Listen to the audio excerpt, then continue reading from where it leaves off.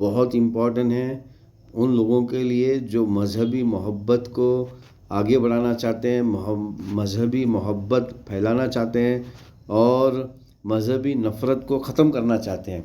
देखिए, ये साहब ने सवाल किया है और ऐसा सवाल किया है कि क्योंकि देखिए, ये साहब ने इसलिए सवाल किया क्योंकि अक्सर ज़्यादातर जो अपने आप को हिंदू कहते हैं उन्हें नहीं पता मज़हब की चीज़ें उन्हें पता ही नहीं है और थोड़ा बहुत वो इंटरनेट पे सर्च करना भी नहीं चाहते। तो ऐसे लोगों को लोग उल्लू बनाते हैं। देखिए, इनका सवाल जो है ईश्वर के मुतल्लिक था, ख़ास करके अरबी ज़बान का जो अल्फाज है ईश्वर, उसके मुतल्लिक था। और दूसरे साहब ने भगवत गीता से ही उसका जवाब दिया। तो मतलब जितने भी मज़हबी क्वेश्चंस ये लोग करते हैं मुसलमानों के ऊपर, उसका जवाब ऑलरेडी भगवत गीता, वेदा, पुराना, उपनिषद में है।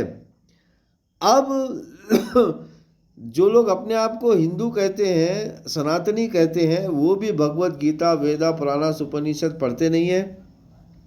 और जो अपने आप को मुस्लिम कहते हैं वो भी कुरान और हदीस पढ़ते नहीं हैं। भगवत गीता, वेदा, पुराना, उपनिषद की तो बहुत दूर की बात है।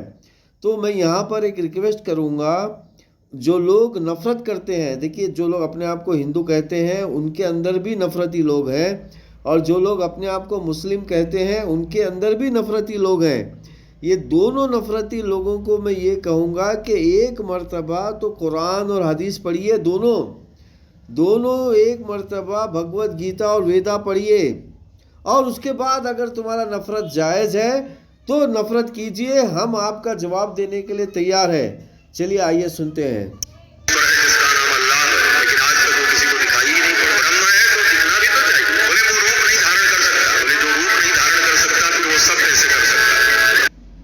देखिए, इन्होंने सवाल किया ईश्वर के बारे में, ख़ास करके जो लोग मुस्लिम अरबी अल्फाज जो इस्तेमाल करते हैं उसके ऊपर इन्होंने सवाल किया कि जिसका नाम अल्लाह है वो दिखाई क्यों नहीं देता।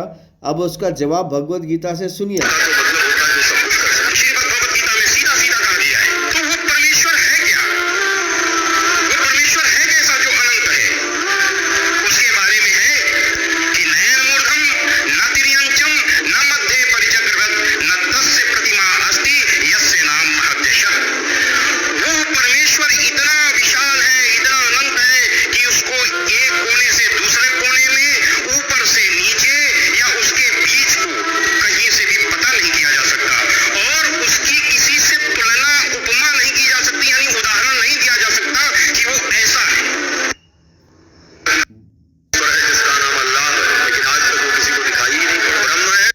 देखिए, आपने खुद देखा इनका जवाब और इसका सवाल।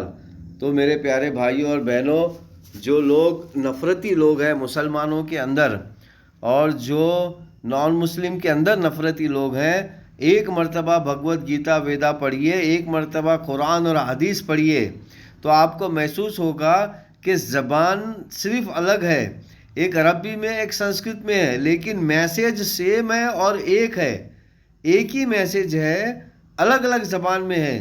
तो आइए मेरे प्यारे भाइयों और बहनों, नफ़रतों को मिटाओ, मोहब्बत को बढ़ाओ।